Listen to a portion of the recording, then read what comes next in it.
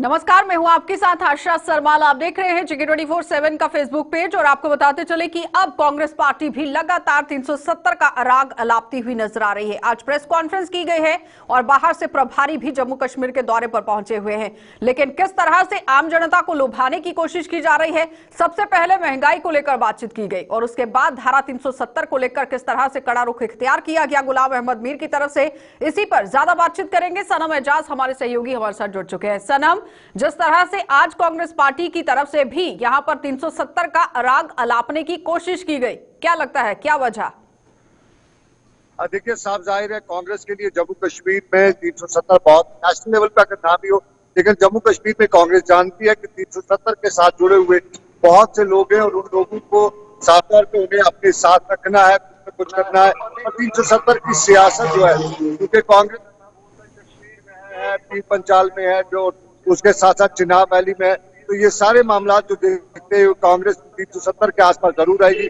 महंगाई की मार है और उसमें कांग्रेस को अच्छा खासा सपोर्ट भी मिल रहा है, लेकिन ओवरऑल देखें तो कांग्रेस को 370 पे जो सपोर्ट है पब्लिक का वो कश्मीर से ही मिल रहा है। तो इसी कारण कांग्रेस इस वक्त जम्मू कश्मीर में 370 में बात कर रही है और करना भी उनके लिए बहुत ही इंपॉर्टेंट है, क्योंकि जम्मू कश्मीर में कांग्रेस को अगर कहीं सियासत करनी है, कहीं कुछ करना है, तो 370 के आसपास ही करना पड़ेगा।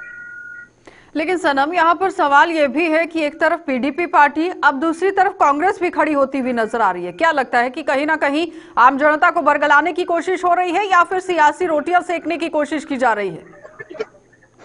देखिए, कांग्रेस, पीडीपी या जितनी भी सियासी जमातें जम्मू कश्मीर की हूँ, उनके लिए 370 बहुत इंपॉर्टेंट है और इसमें बरगलाने वाली बात तो नहीं है, बल्कि 370 के साथ कश्मीर घाटी में ओवरऑल अगर देखा जाए तो सेंटिमेंट अच्छे खासे हैं और ये सेंटिमेंट आगे वाले दिनों में वोट बैंक में भी तब्दील हो सकते हैं। तो कांग्रेस हो, पीडीपी हो या जम्मू का कश्मीर बेसिक की नेशनल कॉन्फ्रेंस हो, इन सबको 370 के आसपास की अपनी सियासत रखनी पड़ेगी।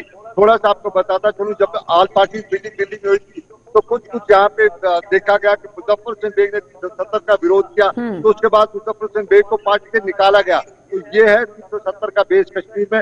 और 370 से पहले अगर देखा जाए तो कांग्रेस नेशनल कॉन्फ्रेंस कई सालों तक यहाँ ऑटोनॉमी का राग भी आलापती रही, लेकिन उसके बाद उन्होंने उसको रद्दी के टोकरी में डाल दिया। तो अब उनके पास अगर कोई सियासी मुद्दा है तो वो 370। लेकिन सनम, जब सर्वदलीय बैठक हुई थी दिल्ली के अंदर, उस वक्त तो गुलाम अहमद मीर बातचीत करते हुए नजर नहीं आए हैं, ना ही गुलाम नबी आजाद की तरफ से कोई बयानबाजी सामने रखी गई। गुलाम नबी आजाद की तरफ से भी 5 बड़ी बातें रखी गई थी कि किस तरह से जो है वो केंद्र शासित प्रदेश के अंदर काम होना चाहिए। डिलिमिटेशन कमीशन के साथ भी काम होता हुआ देखा गया।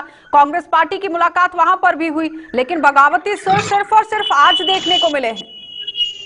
देखिए, अगर हम तब गुलाम नबी आजाद की तकरीर देखें तो पीएम के सामने की, तो उन्होंने साफ तौर पे बता दिया था कि मैं 370 पे बहुत बोला हूँ, बहुत विरोध कर चुका हूँ, बहुत कुछ हुआ है। ये गुलाम नबी आजाद ने अंदर जो ऑल पार्टी मीटिंग हुई थी। और उसके बाद अगर देखा जाए तो कांग्रेस उस वक्त थोड़ा सा जो एक एटमॉस्फेयर बना देख रही थी, वो समझना चाहती थी कि जमीनी हकायक क्या है और ऑल पार्टी मीटिंग में मूड किसका क्या है। उस वक्त उन्हें शायद वही वजह थी कांग्रेस ने उस वक्त 370 पे इतनी बात नहीं की, गुलाम नबी आजाद ने बात की नहीं। लेकिन अब उसके बाद चूंकि बाहर आ चुके हैं, चुनावी गहमा गहमी भी किसी हद तक बातों में शुरू हो रही है, तो सारे के बीच में कोई न कोई मुद्दा कांग्रेस को चाहिए। तो 370 से बड़ा मुद्दा कांग्रेस, नेशनल कॉन्फ्रेंस, पीडीपी, इनको इसके अलावा बनाने की कोशिश की जा रही है सनम, क्योंकि आज महंगाई को भी सामने रखने की कोशिश की गई, जिसमें उन्होंने कहा कि 20 करोड़ लोगों को गरीबी रेखा से ऊपर लाया गया, लेकिन यहां मोदी सरकार के दौरान 23 करोड़ लोग गरीबी रेखा से नीचे चले गए। यानी वो यहां पर अपनी उपलब्धियां भी गिनाते हुए नजर आए और कहीं ना कहीं सरकार को घेरते हुए भी नजर आए।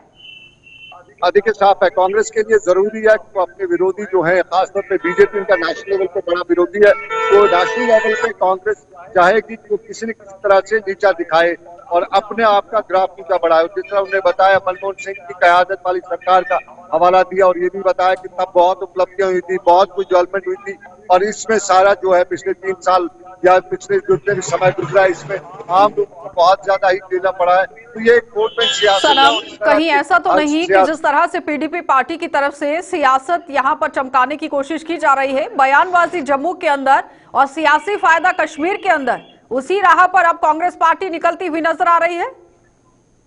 देखिए, कांग्रेस के लिए जम्मू और कश्मीर दोनों में कहीं न कहीं मार खानी है तो कहीं उनको जीत होगी। अगर वो जम्मू में कश्मीर की बात करते हैं तो साफ जाहिर है जम्मू में उन्हें मार खानी पड़ सकती है, लेकिन फिर भी उनका इस वक्त ज्यादा फोकस जो है वो कश्मीर, पीर पंचाल डिवीजन, उसके साथ साथ चिनाब और फिर ये सारे डिवीजन है।